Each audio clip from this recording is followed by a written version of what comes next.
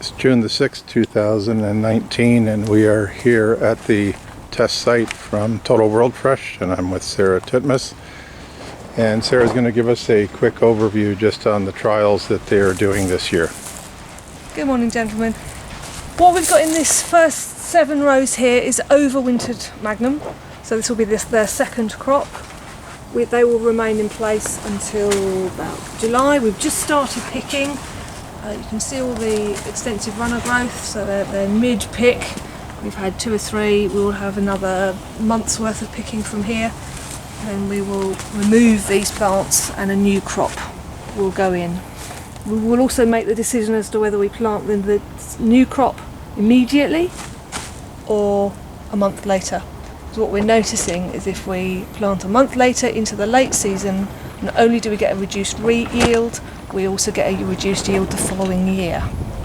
So what we'd like to see is if the plants are in position long enough to get enough growth and enough chill units ready for the second crop the next year.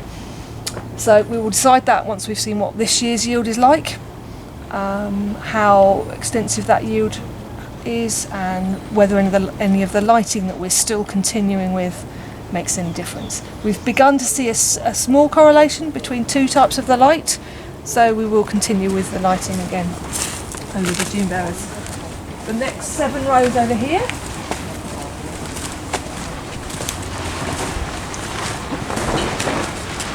we have 3 rows of Murano and 2 rows of Arabella, both everbearers, and what we're investigating here is once again how to remove the natural dip after the first small flush. What we'd really like to do is reduce that month dip down to a couple of weeks or none at all if we can. So we've got 2 types of everbearer, Arabella and Murano, and we've been flower stripping to take away the first flush, see if we can force the plant into its second flush, which is much longer, and whether we can extend that right through into the season. So you can see from this row here, there's no flowers at all down this first part, and right down the end you can see fruit. So the other end of the row has not been flower crops, and this end has been.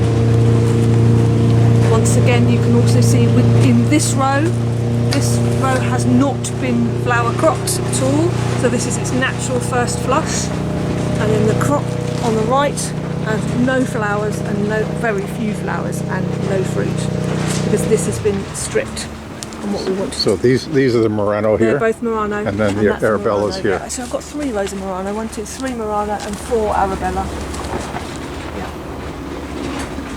We've put 2 different types in to see if it makes a difference between the 2 varieties, because they do have a very different habit.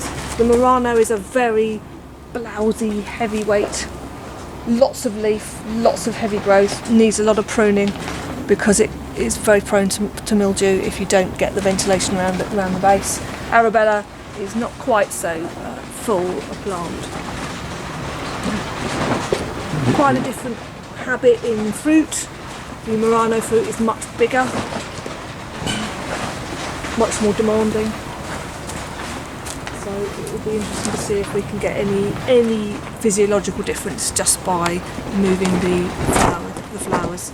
We will be doing some work with lighting once again to see if we can force the removal of the dip again with lighting. That's probably going to have to happen next season now, but we will be looking at it, and we will probably do the combination of flower stripping and leaf and lighting as well to see if there's any correlation between the 2. So that's what we've got in this season. Cool. And are you doing the same monitoring for the spotted wing trials like last year? This year we've got 10 traps out. We will have 11 because I'm about to put the one in the Crevo too. Ah, okay. So I've spoken to James about that, that's fine. We have 1, 2, 3, 4, 5 in the hedgerows, and 5 within either the Cravo or tunnels, and we're also including raspberry as well this So you year. got So we've got strawberries in the Cravo, strawberries in a tunnel, Yeah. raspberries. and raspberries. and We've got hedgerow that is outside the raspberries, hedgerow that is outside the strawberries. We've got hedgerow outside the tunnels, and then we've also got traps inside the tunnels, inside the Cravo, and inside both the strawberry and the raspberry tunnels. And what were your preliminary observations from last season when you did the first trial? The Cravo is definitely far less a happy place for spotted wing Drosophila. We think it's probably to do with humidity and habitat, because the hedgerows is by far the happiest place, the most amount of spotted wing, followed by normally raspberry and then strawberry. Last year we didn't do any raspberry testing, but we absolutely know categorically there was far more in the hedgerows and the tunnel than there were in the Cravo regarding strawberries. This year we've put them in the raspberry tunnel as well, because we know that the spotted wing prefer raspberries to strawberries. They are their preference. So we're looking at both of those. We will also be doing some fruit testing this year, as well as just trap testing, to see if they're actually laying in the fruit. So climate and then fruit Definitely quality climate. in terms of the relationship between fruit quality and whether they want to lay an egg or not. Now, The other difference we will also be doing is we have one in a Cravo that has no Mypex floor, and one in here that has a completely covered floor. Right, that's So the that we interesting can see test. The difference Yep. between the, Yep. the climate and the humidity of the grass and the habitat, and see Yep. if there's any difference in that one. And do any of the tunnels have a Mypex floor or a ground cover floor, or is it all No, just grass? They're partially, but not as much. Okay. They're still all grass. No, we don't have it anywhere that's got any tunnel, unfortunately. Okay, so the 11 hectares of Cravo will be more similar to the tunnel because you've got grass in both situations, Yes. and the only variable is a tunnel versus the retractable roof. And then here you'll have the retractable roof in combination Yep. with ground cover, so you have less of a hospitable environment for the Definitely, insects. Yes. Fascinating. We're also, the big Cravo 2 has insect netting as well.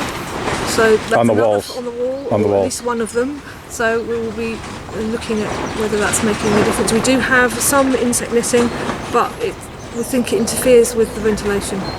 Yep. So we've got it open today because it was a trial that Charlton wanted to try out to see if we Very can cool.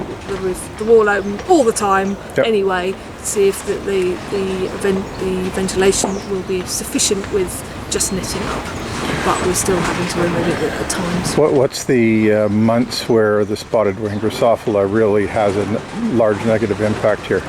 We're already beginning to notice. We've already got flies in existence And already now. it's early June now.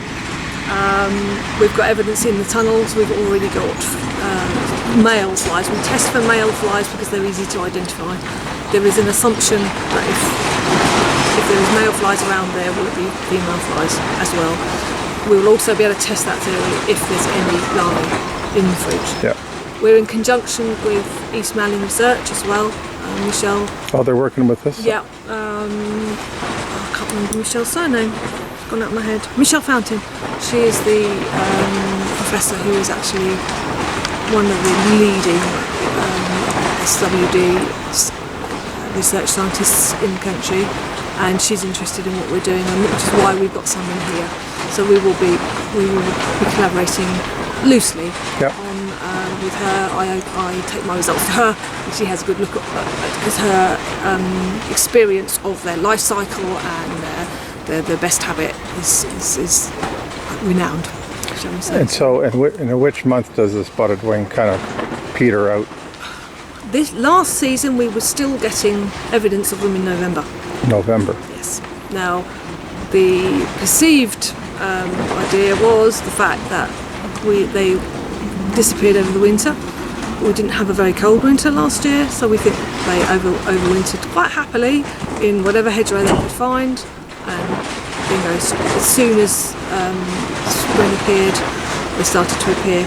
We will also correlate the differences between when the when the actual fruit is on the plant and when the fly is around, because we can be trapping for flies, but there may not be any fruit around, so they may not be doing any damage. Right. But once we've got plenty of fruit, all the wing stuff, we will also test the fruit and look at the differences between the traps and the actual fruit to see if there's anything going on in there.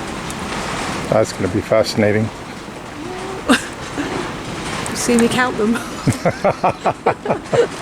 It's a good technique going now, but yes. No, very cool. I mean, the other thing we have also, not only with spotted winged Drosophila, I noticed last week that just the sheer numbers of fruit flies full stop is much, much lower in Quavo. Much lower. So not only the spotted wing, which we're particularly concerned about, but all other types of fruit fly, the numbers are reduced. Just by the sheer volume of what is getting caught in the traps. Now, that may well be because of what bait we're using, because we are using the recommended bait that is for spotted winged Drosophila. But the numbers are clearly evident in the photographs. I mean, climate and food source is really your drivers. Yeah. Interesting. Was there any particular results that were standing out on the lighting trials? Last year, as you know, we had an interesting year last year. So not only in here, the weather was really strange, but I also wasn't around a lot last year. So we didn't get a correlation between last year and the year before, but we did get a correlation between last year and 2 years before. So this year I want to see if we can repeat that. Cool. When I'm around this year. There is one particular type of light that appears to push the yield. Okay. So we didn't correlate it with last year, but the previous year we did. So hopefully this season we will.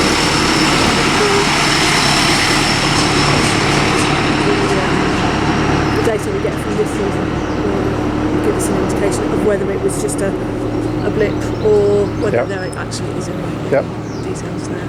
There's a possibility also we may, if it's feasible, we may move the everbearers over the existing lights we've already got once the Magnum comes out, so we might have a complete swap.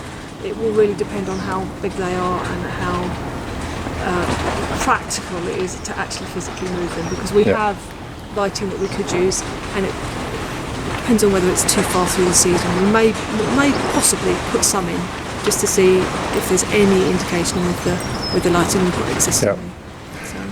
How would you describe the weather for this season so far? We've had very hot periods, very windy.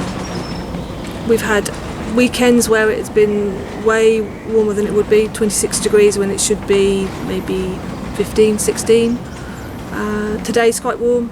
We're a little bit warmer. We definitely appear to be having a slightly warmer spring than we would normally, but then it's followed by another week of temperatures down to 10 degrees.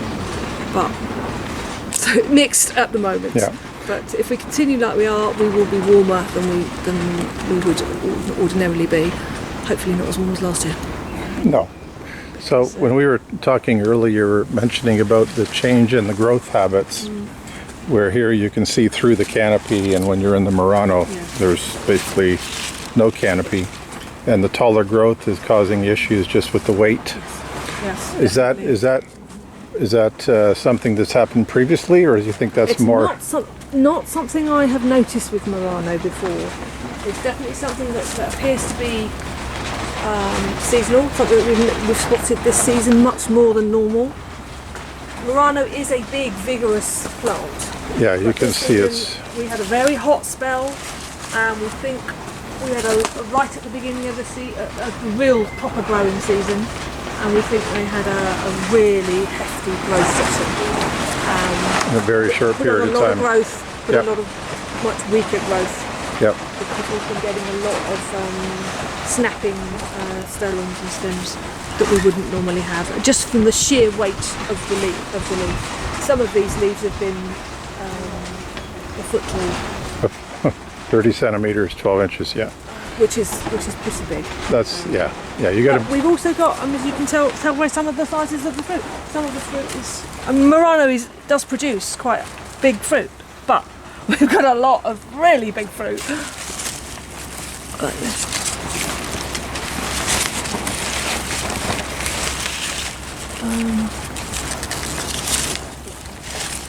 This is an example of the snapping.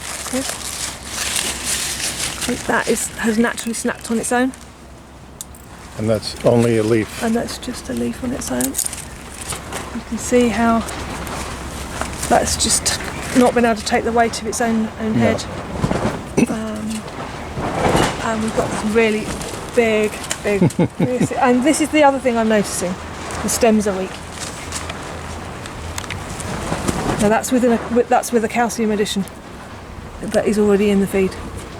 So yeah, there's definitely been some growth episode which has affected. Yeah. Yeah, you've got very rapid growth happening to get that kind of elongation. Yeah.